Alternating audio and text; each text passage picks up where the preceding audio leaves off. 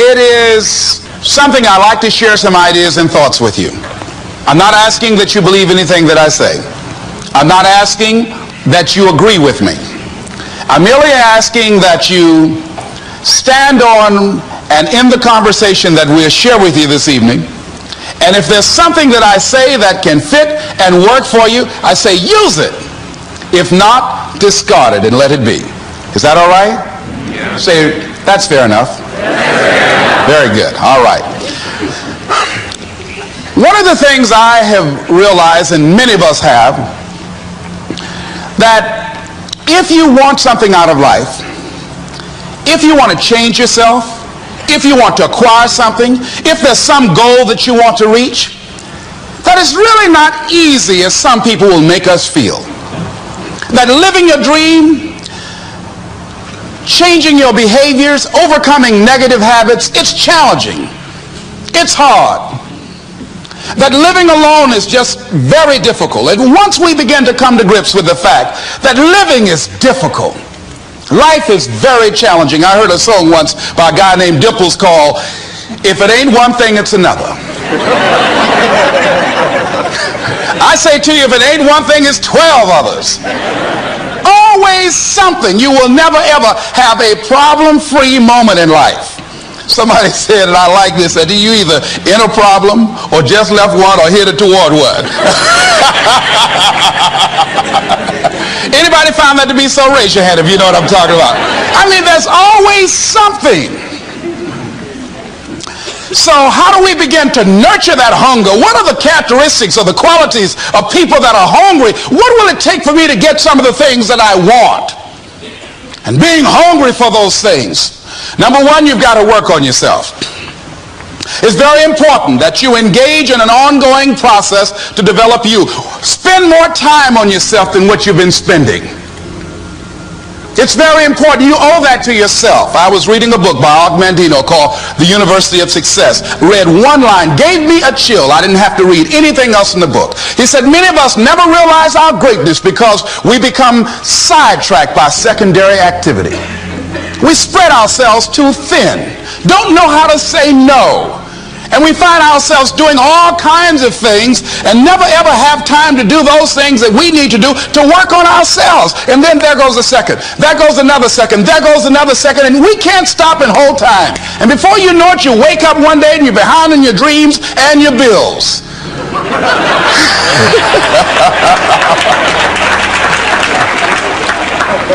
So decide that you're going to take some time to work on you, that you deserve that from yourself, that your life deserves some prime time because you are creating your own production. As Michael Todd would say, you are the star of your show. You are the director. You're writing the script. And you will determine whether your life is a smash office hit or flop.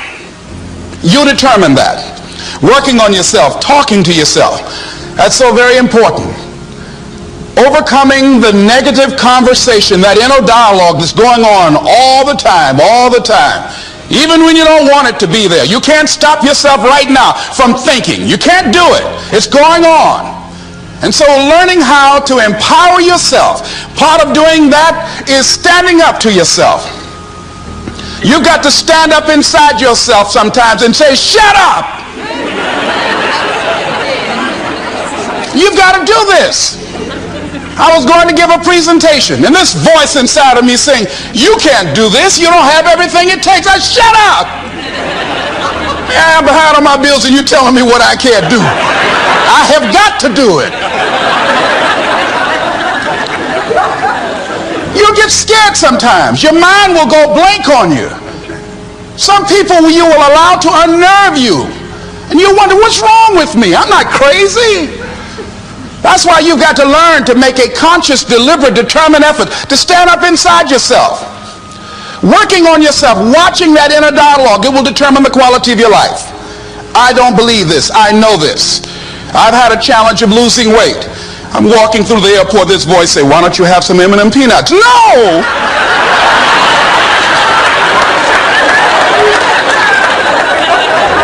Well, just one. Then after you eat that, you might as well have a Snicker now, you sucker. It's challenging.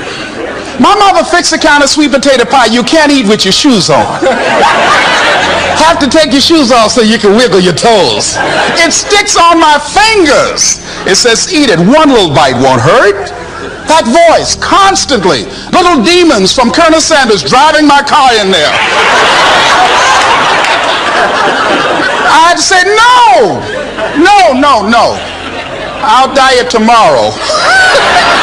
I saw a skinny man get hit by a truck. Had he had a little bit more weight, he might have lived, you know. Some of you know what I'm talking about. Raise your hand if you know that. That voice is awesome. So you have got to stand up to that voice. When you're working on something you want to achieve, you have got to stand up to that voice. You've got to sell yourself every day on your abilities, on what you're doing, on the goal that you want to reach. You've got to sell yourself every day, according to your level of belief. It will manifest itself in what you're doing.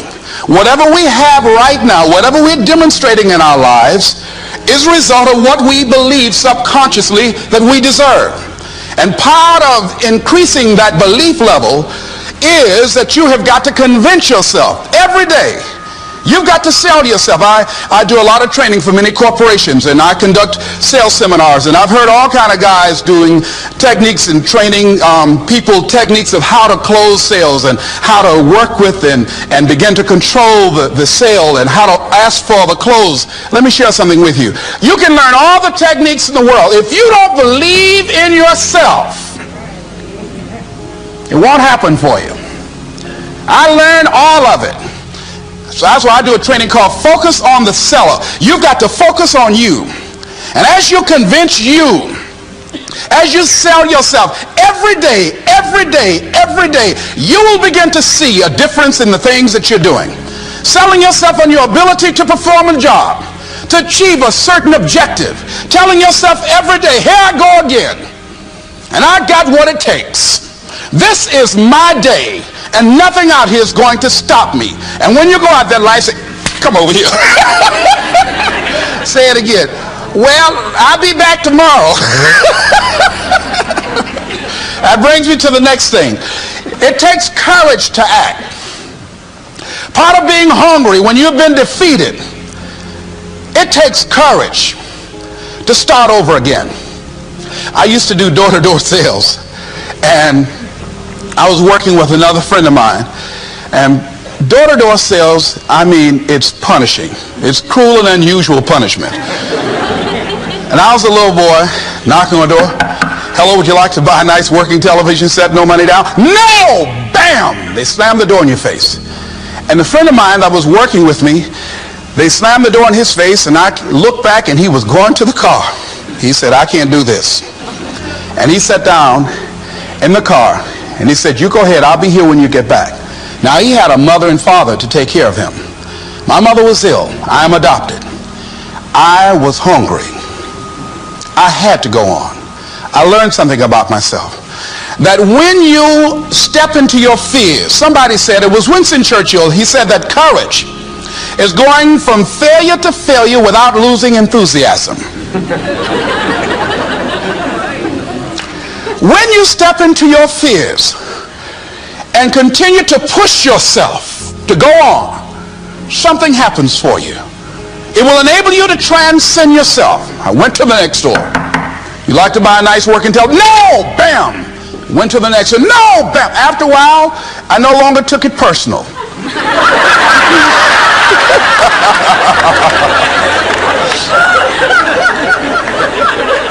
And I began to play a game. I said, well, I know there's a yes out here somewhere. And I'm going to keep on until I find it. And I'm not going home until I do. And I continue to knock on doors. And then somebody eventually would say yes. And I said, are you sure? And I would go in there and I would get the sale. When you have something you want to do, if you don't develop the courage to do that which has been given you to do, and you spend a lot of time going around trying to convince other people or trying to get their approval, what will happen is that you will lose your nerve. And other people will convince you that what you're doing doesn't have any value, and you'll give up on your dream. It's an interesting thing about life, I've also found, that if you don't have the courage to act, sometimes and particularly if you have something special to do, life will move on you. If it were not for life, I would still be a disc jockey. I didn't just leave voluntarily to go to the state legislature. I was fired. I was working on a job, and I came home one day. I was married at the time, and I told my former wife, I said, that guy Bert I work for is stupid. She said, if he's so stupid, why does he sign you a paycheck? Now you see why I divorced her, right? I couldn't stand her. That night, I could not sleep well. Here was a guy that was controlling my life. I was going through all kinds of changes because this man controlled my paycheck. And it was Carlyle who said, truth crushed to earth shall rise again. Winston Churchill said, the truth is incontrovertible. Malice may attack it, ignorance may deride it, but at the end there it is. And we know scripture that says, ye shall know the truth, and the truth shall set you free. And the truth that I had to come to grips with, that I wasn't in charge of my destiny. The truth was that I wasn't giving all that I had. The truth was that there are some things that I wanted to do, but I didn't have the courage to act on those things. And the truth was that Bert Childs was a blessing to me. He made life so miserable for me, I had to start looking at my life differently. I started going to work earlier.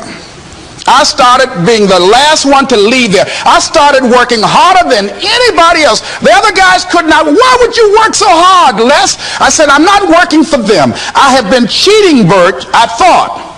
I've been cheating myself and my family. Wherever you are, whatever you're doing, do it with everything that you have. Develop the habit of giving more than what you're paid for. Develop the habit of setting standards that others will be measured by. Someone said, do not go where the path may lead, but go where there's no path and leave a trail. All right? It is easy to be negative today. It is easy to have low morale today. I was at a corporation and they're going through downsizing and going to lay off some 1,500 people over the next few weeks. It's very depressing there. And those people that stay there 9 times out of 10, they're just going to do just enough to keep from getting fired. Anybody can do that. But if you can begin to harness yourself and say that where I am, I'm going to do the best I can with what I got, because that is an expression of who I am. If you get into the habit of just being mediocre, it will become a part of your consciousness. If you get in the habit of giving less than what you have it within you to give, it will begin to reflect itself in your personality. It will begin to damage you psychologically. And you don't want to be a part of that kind of self-destructive behavior. And so you want to set some high standards for yourself. The next thing, part of what feeds that hunger, you've got to develop a sense of urgency.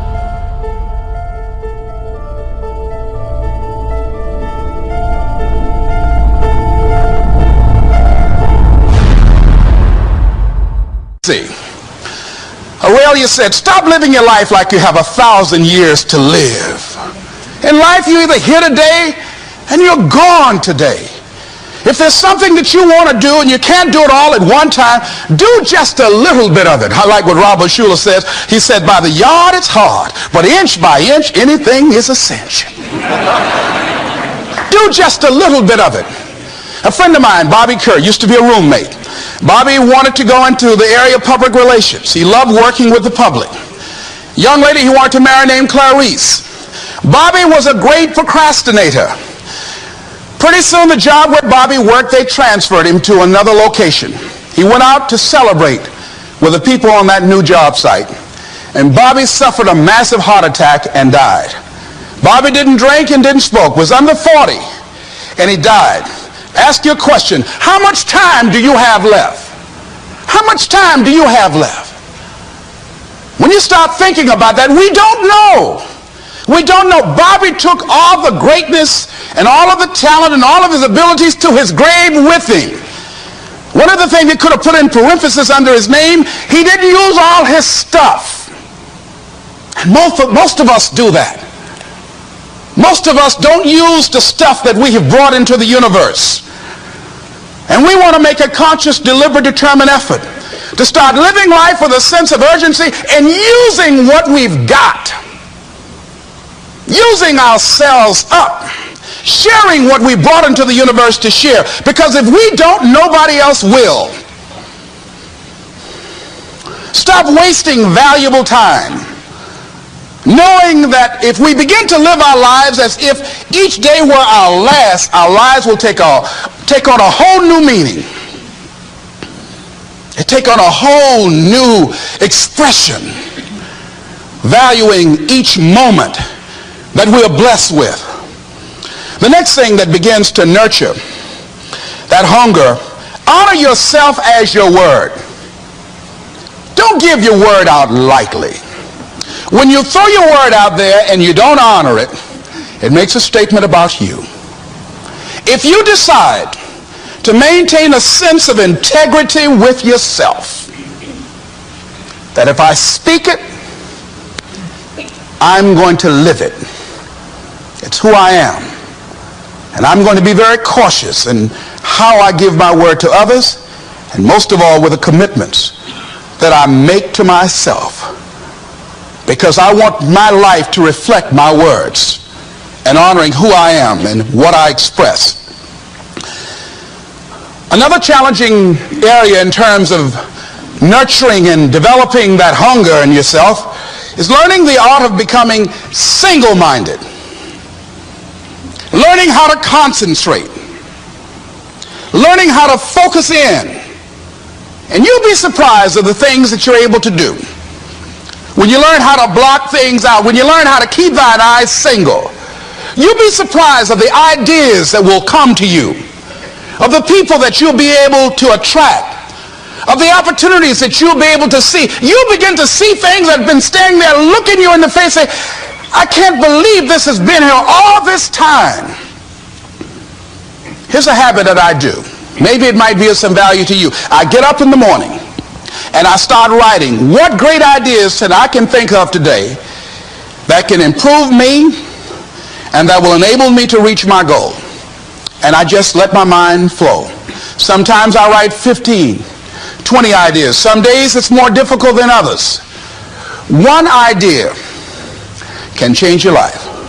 One idea can turn your life around. Deciding that you're going to focus to develop your skills. The guy was the new owner of a baseball team that was in the basement of the league when he took it over. He went to the picture and he said, what is your best throw? He said, well, I got a good curveball and I've got a good fastball. And he went on talking about his different throws. He said, but tell me this, what is your best throw? He thought for a moment. He said, I've got a good fastball. He said, that's all I want you to work on. Nothing else. Just develop your fastball. The next year, they went to the World Series. Most people don't know where their fastball is. Most people go through life never discovering what their talents are. Most people never develop their talents. They have skills and abilities, but if you don't nurture them, if you don't develop them, they will never serve you. Your gifts can take you many places if you develop your gifts. Most of us don't like to do those things that come easy to us. I've always loved to talk to people. I decided, taking this advice, to develop my skills as a speaker. And my gift has developed and has taken me many places. You have something that you brought to the universe. And that if you decide that my life deserves my developing this what I do well, and becoming the best at it, and mastering myself, and seeing what I have within me, if you decide to drop your buckets where you are and develop your gifts, I grant you, you'll never ever be without. I grant you that your gifts will take you places that will literally amaze you. I grant you that if you begin to work to develop your gifts, you'll develop a strong sense of happiness. You'll get a larger vision of yourself. Because part of beginning to get a larger vision of yourself, all of us need some area of our lives where we can have a feeling of competence. That people know when they think about this area, that's something you do. That you eat and sleep that. And that you do that. You do that. And people know it. And you know it. And you know that you know this. If you don't know anything else, you know this. Can you tell I know what I'm doing?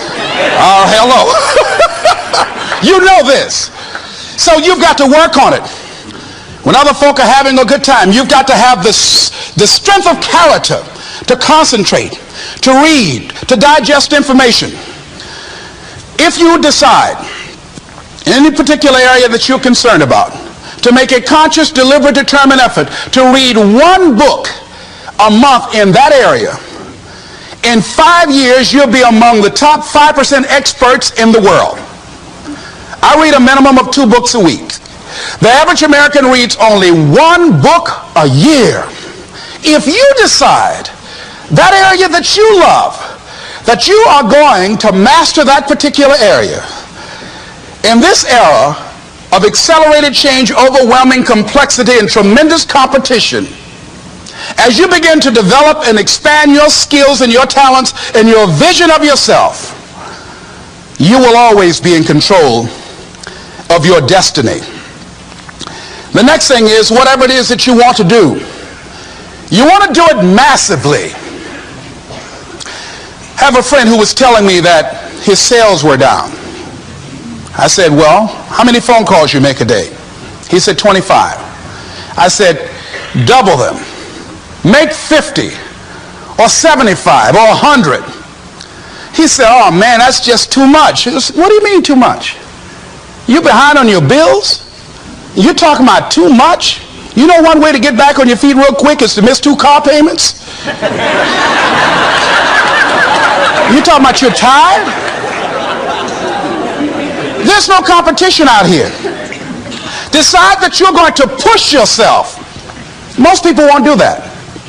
Most people give up on themselves easily. You know the human spirit is powerful.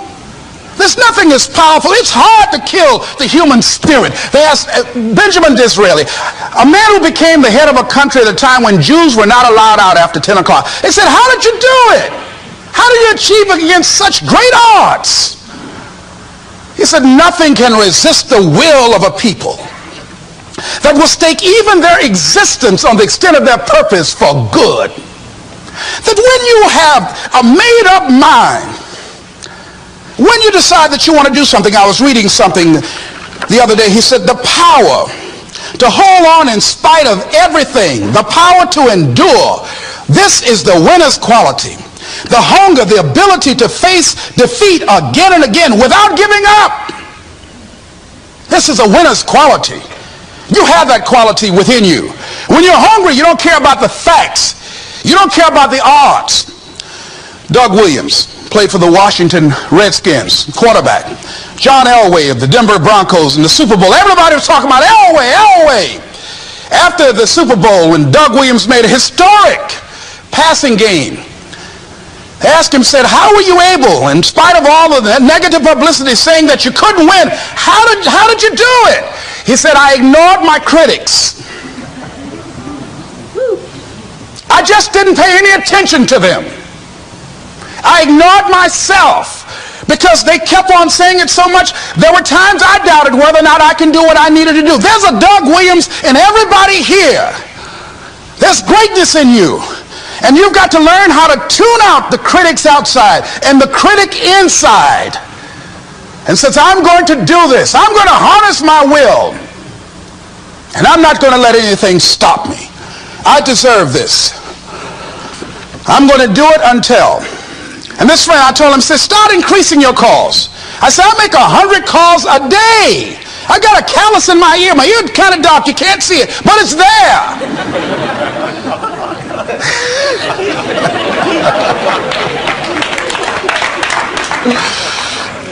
His sales have increased.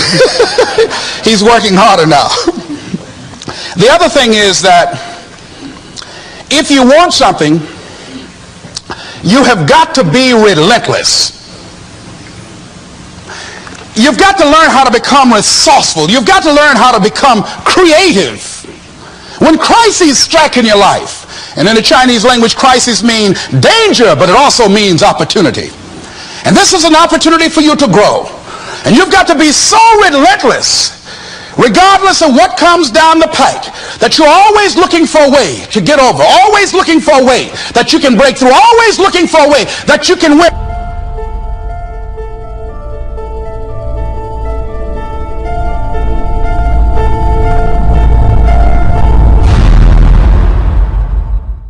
Looking for a way that you can strike a telling blow. And pretty soon, I think there's some people watching us in the universe that say, wait, let's call a meeting over here. You know that guy Mustafa? Look at him down there. He won't stop. Just that fool don't know he can't get over. Look here. Why don't we do this? Let him go and let's mess with somebody else. Just let him go on through.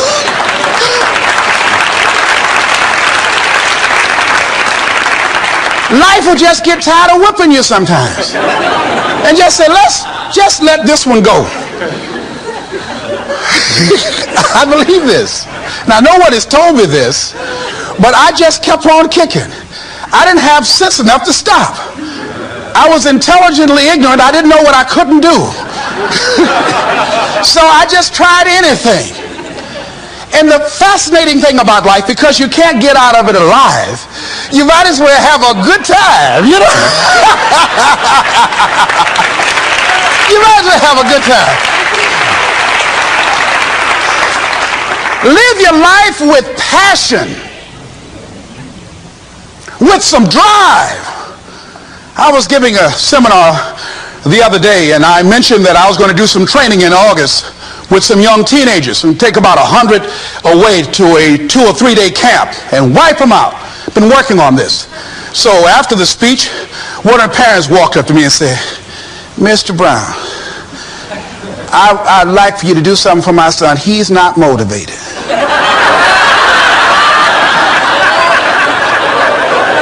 I said, I wonder why.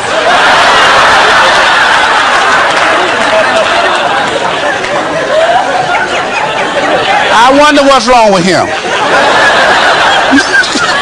He had no fire whatsoever.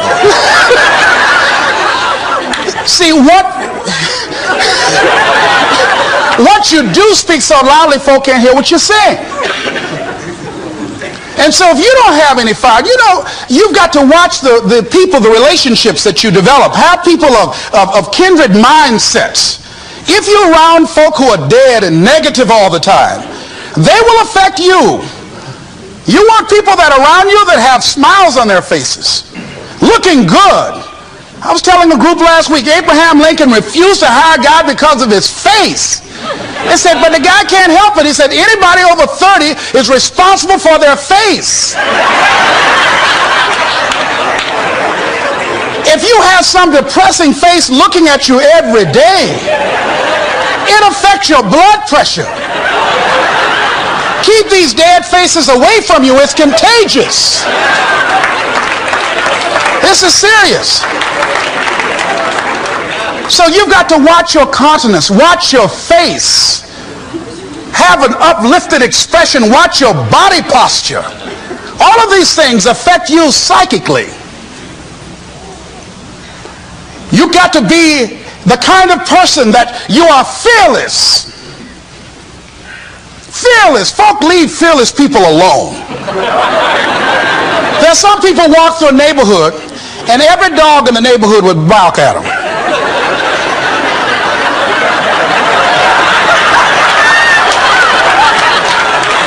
But there's some people come through and ain't nobody gonna mess with this.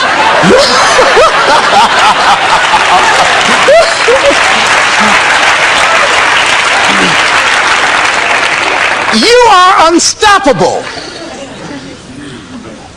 And because you are unstoppable, because you've got power, that you haven't even begun to use yet, you owe it to yourself to release your brakes. How many of you have the experience of pulling out of your driveway and you mashed on the accelerator and the car was just going and couldn't move, and you mashed harder and it couldn't move, and then you discovered you had your emergency brakes on, and then you release those emergency brakes and it goes choo.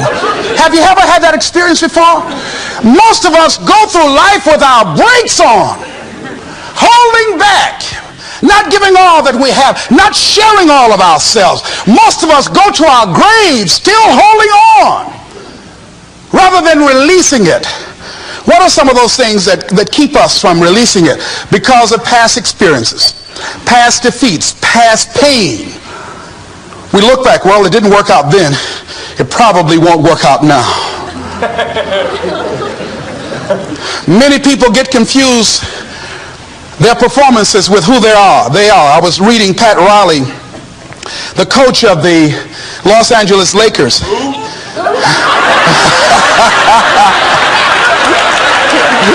But you're going to like this quote here. After the Trailblazers had blown them out of the water, and I'm sure he said this last night, they asked him, how do you feel? He said, tonight we were exposed for what we are right now. You see? That if my speech tonight doesn't work, it doesn't mean that I'm a bad speaker. It means that what I didn't work tonight. And I've got to separate what I do from who I am. And I've got another shot. See, the last chapter to your life has not been written yet, and it doesn't matter about what happened yesterday. It doesn't matter about the things that you've done that you feel guilty about. If you wouldn't do it today, you're convicting an innocent person. You've been reborn to a new state of consciousness. And as they say, if we knew better, we would do better. And so you begin to decide, I'm not going to be denied. I remember, and I was telling someone, and they asked me, would you repeat that again? I was interested in going into broadcasting. I'm adopted. And that was my key out. I wanted to make my mama proud of me. I was very much appreciative of what she's done for my brother and sister and I. And that was my way out. And I went over to a radio station, asked a guy and told him that I was interested in broadcasting. He looked at me in my straw hat and my overalls. He said, you have any broadcasting background? I said, no, sir, I don't. What do you do? I cut grass. Young ladies asked me what kind of work I do, and I was working on a garbage truck. I say, well, I'm a sanitary technician. He said, we don't have any job for you. I decided that was something I was going to do. I decided I'm unstoppable. I'm going to go up in here. I'm going to do this. I started going to the radio station every day, developing a relationship with the people that were doing what I wanted to do. And that's what I encourage you to do. Whatever area you want to go in, find people that are doing it the way you want to do it and develop a relationship with them. When I decided to go in this area, I wrote letters to Dr. Norman Vincent Peale, to Zig Ziglar, to Dennis Waitley, all of the giants in this area. And I said, this is something I want to do. I've been following your career. Would you help me? Dr. Norman Vincent Peale answered my letter, did an article on me, wrote about me in the most recent book that he issued, and done many broadcasts about me. I wanted to develop a relationship and rapport with those people that were achieving those things that I wanted to achieve. By the same token, I would go to the radio station, and I developed a relationship with the guys. And they used me as the errand boy when they needed some food or someone to go pick up entertainers that came into town. Temptation singing My Girl, Jerry Butler singing For Your Precious Love, Sam Cooke singing Darling You Send Me. I would pick up the entertainers at the airport and drive them around in the disc jockeys, big Cadillacs. They didn't have any driver's license, but I was acting like I had some.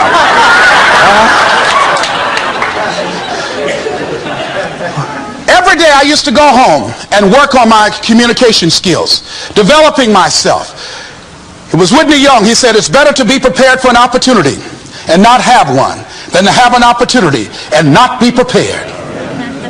Start working and developing yourself now and prepare yourself for what it is that you want, because you expect to get it. And when the disc jockeys were in the control room, I would go in and watch them and develop a trust level, and they would let me stay, and I would watch and observe them working the controls. When you want something out of life, don't worry about how you're going to get it. How is none of your business. The most difficult thing it is to hold the vision.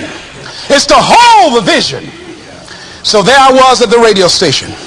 A guy was on the air and he started to drink by the name of Rock. I was outside the window looking at him and watching. Hungry and ready, saying, drink, Rock, drink. Pretty soon the phone rang. It was the general manager. I said, hello? He said, Les, this is Mr. Klein. I said, I know.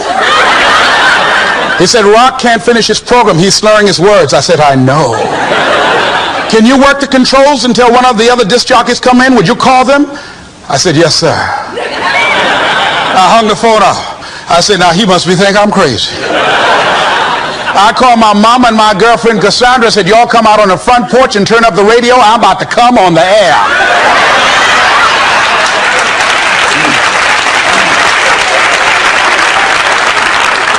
I waited about 15 minutes. I called him back. I said, Mr. Klein, I can't find nobody. He said, well, why don't you go in there and work the controls until they get there? And don't say nothing here. I said, yes, sir. I couldn't wait to sit down at that turntable, Mustafa. I said, look out, this is me, LB, Triple P, Les Brown, your platter playing Papa. There were none before me and there will be none after me. Therefore, that makes me the one and only. Young and single and love to mingle, certified, bona fide, indubitably qualified to bring you satisfaction and a whole lot of action. Look out, baby, I'm your love man. I was hungry.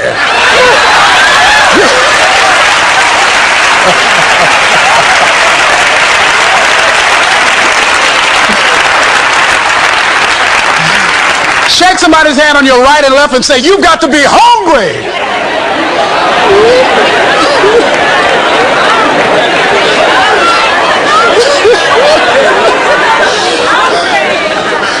Well, y'all something else. You hear me?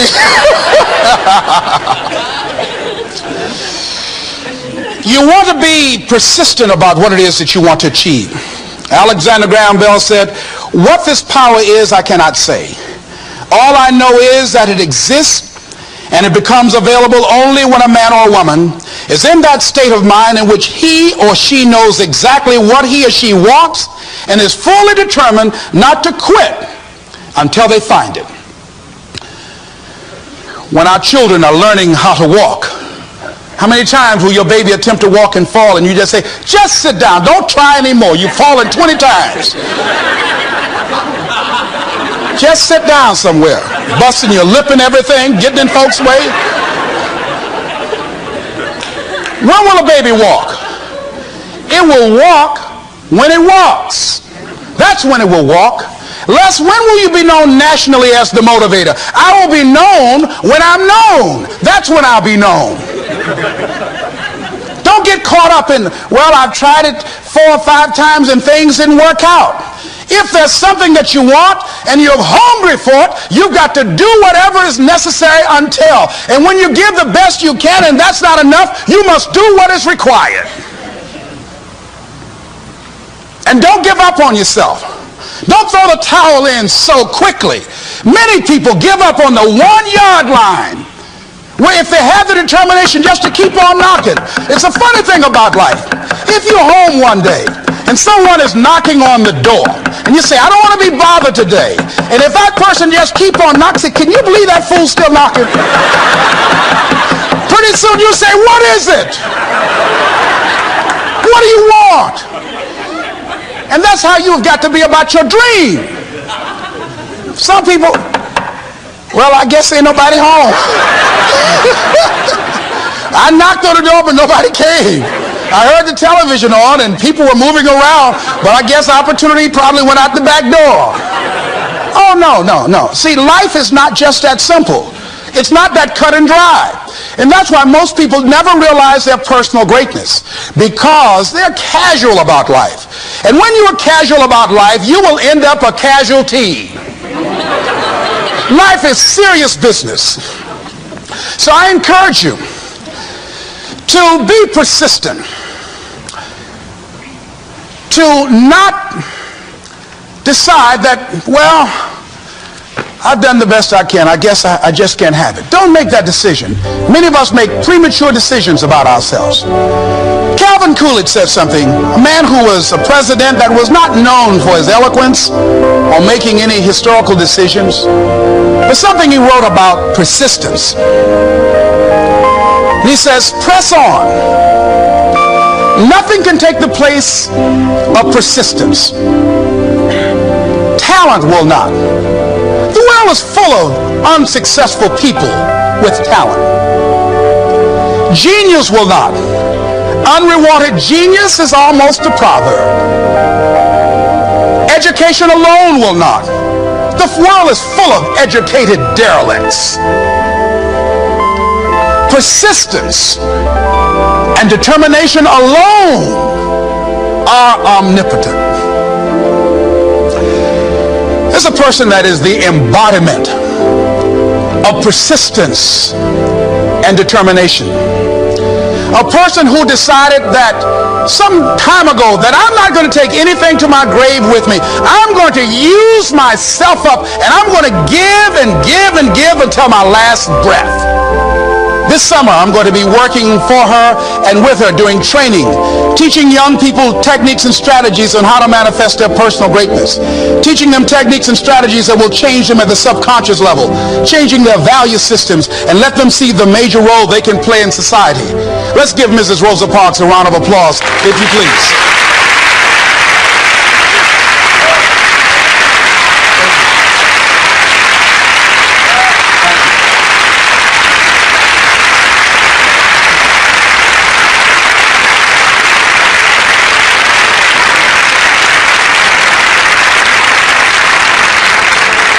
Here we are in the presence of greatness.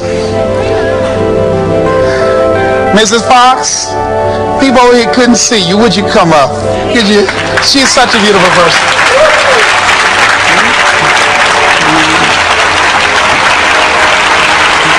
Come on. Yeah.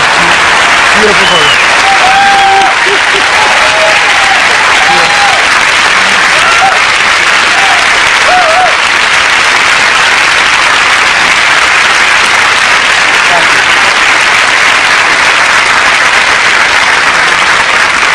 I encourage you to see Mrs. Parks and Mrs. Elaine Steele about the Rosa and Raymond Parks Institute for Self-Development. If you're interested in your children participating in that, they have some information over here to share with you.